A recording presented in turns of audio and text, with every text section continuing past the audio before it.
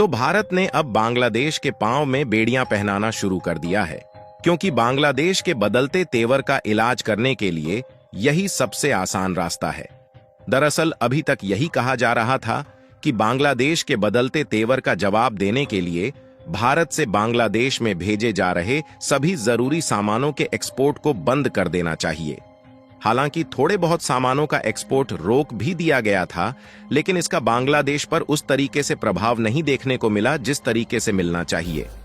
लेकिन अब जो कदम इंडियन एक्सपोर्टर की तरफ से उठाया गया है, इससे बांग्लादेश कहीं का नहीं रहने वाला है, क्योंकि हाल ही में खबर निकलकर आ रही है कि जो इंडियन एक्सपोर्टर है, इन्होंने खुद बांग्लादेश में भेजे जा रहे अधिकतर जरूरी सामानों की शिपमेंट को एक बार के लिए रोक दिया है। और इंडियन एक्सपोर्टर का कहना है कि बांग्लादेश को शिपमेंट भेजने से कोई फायदा नहीं है, क्योंकि यह लोग भेजे गए शिपमेंट की पेमेंट कर पाएंगे या नहीं, इसकी कोई गारंटी नहीं मिल रही है। और साथ ही बांग्लादेश के हालात इतने ज्यादा गंभीर हो चुके हैं कि वहां की जो बैंक्स है, उनकी भी सिचुएशंस पूरी तरीके से गिर चुकी है। पूरी डेवलपमेंट क्या है इस वीडियो में समझते हैं, लेकिन आगे बढ़ने से पहले इस वीडियो को एक लाइक करके चैनल को सब्सक्राइब जरूर कर लीजिए, क्योंकि ये आपके लिए तो 1 सेकंड का काम है, लेकिन इससे हमारी काफी बड़ी मदद होती है। तो दोस्तों, हाल ही में भारत और बांग्लादेश के बीच कुछ ऐसी परिस्थितियां बिगड़ी हैं जिससे हमारा बांग्लादेश में जो एक्सपोर्ट है वह काफी ज्यादा डाउन हो गया है। वैसे तो दोनों देशों के बीच परिस्थितियां बिगड़ने के कारण भारत से बांग्लादेश में भेजे जाने वाले सामानों में काफी ज्यादा कमी आई है, फिर भी इसका मेन रीजन ढंग से मालूम नहीं चला था। लेकिन हाल ही में federation of Indian export organisations की तरफ से यह बात सामने आ रही है कि इसका असली रीजन कोई और नहीं, बल्कि बांग्लादेश की तरफ से समय से पेमेंट का ना मिलना है। वैसे तो बांग्लादेश की तरफ से कुछ महीनों तक पेमेंट ना भी मिलता, तब भी भारत के द्वारा बांग्लादेश का एक्सपोर्ट बंद ना किया जाता। लेकिन जिस तरीके से इन्होंने भारत के खिलाफ अपना इरादा बदल लिया है, ऐसे में भारत भी बांग्लादेश पर एहसान नहीं करना चाहता। आपको बता दें कि इंडिया की तरफ से जब भी कोई सामान बांग्लादेश में भेजा जाता है, तो इंपोर्टर के द्वारा सामानों के बदले में एक लेटर ऑफ क्रेडिट इशू किया जाता है। यह लेटर ऑफ क्रेडिट बांग्लादेश का बैंक भारत के लिए इशू करता है, जो कि यह गारंटी देता है कि अगर बांग्लादेश के इंपोर्टर पैसे का भुगतान नहीं करते, तो क्रेडिट लेटर इश्यू करने वाला बैंक उस पैसे का भुगतान करेगा। यानी कि इस तरीके से भारत के जो एक्सपोर्टर हैं, उन्हें भी सिक्योरिटी महसूस होती है कि पैसे भले ही 1-2 महीने बाद मिलेंगे, लेकिन वह पैसे बिल्कुल भी नहीं डूबेंगे। लेकिन अब इंडियन गवर्नमेंट की तो बात छोड़िए, भारत के जो एक्सपोर्टर है, जिनके द्वारा सामानों का निर्यात बांग्लादेश में किया जाता है, इनको खुद ये लगने लगा है कि बांग्लादेश की तरफ से यह लेटर ऑफ क्रेडिट नहीं दिया जाएगा, और अगर दिया भी जाएगा तो इस बात पर कोई गारंटी नहीं है कि पेमेंट समय से मिल ही जाएगा। और आपको बता दें कि मेनली यही रीजन है जिसके द्वारा कहीं ना कहीं भारत का बांग्लादेश में एक्सपोर्ट तेजी के साथ घटता जा रहा है। इसके अलावा बांग्लादेश में भारत से होने वाले एक्सपोर्ट को रोकने का दूसरा सबसे बड़ा कारण यह है कि हाल ही में आरबीआई इन सब को लेकर काफी ज्यादा सख्त हो गया है। क्योंकि मान लीजिए इंडिया के एक्सपोर्टर की तरफ से कोई सामान बांग्लादेश में भेजा जाता है और उसका पेमेंट बांग्लादेश की तरफ से नहीं मिलता,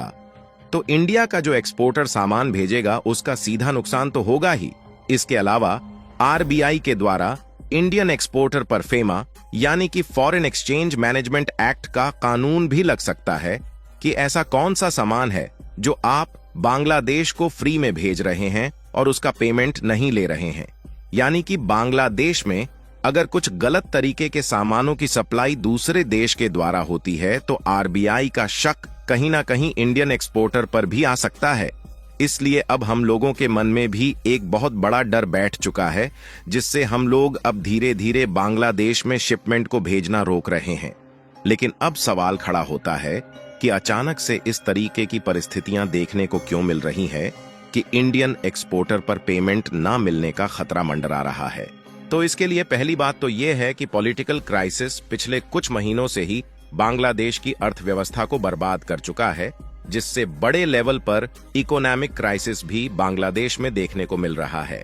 और आप इस खबर को देखिए जो कि पिछले हफ्तों की है, और इसमें साफ साफ बताया जा रहा है कि जो बांग्लादेश की जानी मानी रेटिंग एजेंसी मूडीज है, उनके द्वारा बांग्लादेश के 6 बैंक्स को डाउनग्रेड कर दिया गया है और इन पर नेगेटिव रेटिंग दी गई है, जिसमें city bank, Dutch Bangla bank और ईस्टर्न बैंक जैसी बांग्लादेश की जानी मानी बैंक्स शामिल हैं। यानी कि एक बार के लिए आप सोचकर देखिए कि जिस देश की 6 बड़ी बैंक्स खुद फाइनेंशियल क्राइसिस से जूझ रही हो, अगर वह लेटर ऑफ क्रेडिट इशू भी करती है तो उन पर भला क्या ही विश्वास किया जा सकता है। और केवल बैंकों की नहीं बल्कि ओवरऑल जो बांग्लादेश की रेटिंग है उसको भी मूडीज के द्वारा काफी ज्यादा कट किया जा चुका है और इनका कहना है कि आने वाले समय में बांग्लादेश के हालात और भी ज्यादा बिगड़ सकते हैं, क्योंकि पहले नंबर तो इनकी टेक्सटाइल मैन्युफैक्चरिंग इंडस्ट्री डूब गई है और दूसरा नंबर तो इनकी बैंकिंग सिस्टम में क्राइसिस आ चुका है। और इसका तीसरा सबसे बड़ा कारण यह है कि बांग्लादेश की महंगाई तेजी के साथ बढ़ रही है। और आपको जानकर हैरानी होगी, जिस तरीके से बांग्लादेश की महंगाई बढ़ रही है, इससे वहां के गवर्नर का कहना है कि आने वाले जनवरी के महीने में तो यह महंगाई और भी ज्यादा बढ़ जाएगी, क्योंकि हाल ही में जब नवंबर के महीने की महंगाई का आंकड़ा जारी किया गया तो यह बात मालूम चली कि बांग्लादेश में पिछले 4 महीने यानी कि जब से महंगाई बढ़ना शुरू हुई है, उससे भी कहीं ज्यादा महंगाई नवंबर के महीने में देखने को मिली है। और आप भी सोच में पड़ सकते हैं कि एक महीने में अकेले 11% की महंगाई बढ़ी है, जो अपने आप में ही दिखाने के लिए काफी है कि बांग्लादेश किस तरीके से डूब रहा है। यही सब कारण है कि इंडियन एक्सपोर्टर अब खुद बांग्लादेश में कोई भी सामान भेजना नहीं चाहते। और हाल ही में कुछ हफ्ते पहले यह भी देखने को मिला था कि पश्चिम बंगाल की सरकार ने बांग्लादेश के खिलाफ कदम उठाया था, जिसमें उनके द्वारा आलू और प्याज के ट्रक को ही भारत बांग्लादेश की इसी पेट्रापोल लैंड पोर्ट पर रोक दिया गया था। शुरुआत में तो 5 दिन के लिए रोका गया,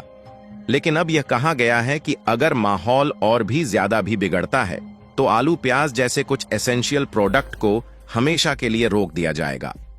और अगर बात एक्सपोर्टर की जाए तो इसका सबसे बड़ा एग्जाम्पल 2 दिन पहले देखने को मिला, जब दिल्ली के ऑटो पार्ट्स सप्लायर ने मिलकर 15 जनवरी तक यानी कि अगले 1 महीने तक बांग्लादेश में शिपमेंट को रोकने का फैसला ले लिया, जिसमें 20,000 ऑटो पार्ट्स के सप्लायर ने तो सीधा कह दिया है कि अगर हिंदू माइनॉरिटी पर अटैक को नहीं रोका गया तो हम बांग्लादेश को एक भी सामान की सप्लाई नहीं करेंगे। और बांग्लादेश किसी न किसी तरीके से तो जरूर ही सुधरेगा, क्योंकि ऑटो पार्ट्स की बात की जाए तो भारत सबसे बड़ा सप्लायर है, जहां 90% इसकी सप्लाई अकेले भारत के द्वारा होती है। तो ऐसे में जाहिर सी बात है कि बांग्लादेश का काम भारत बिना नहीं चलने वाला।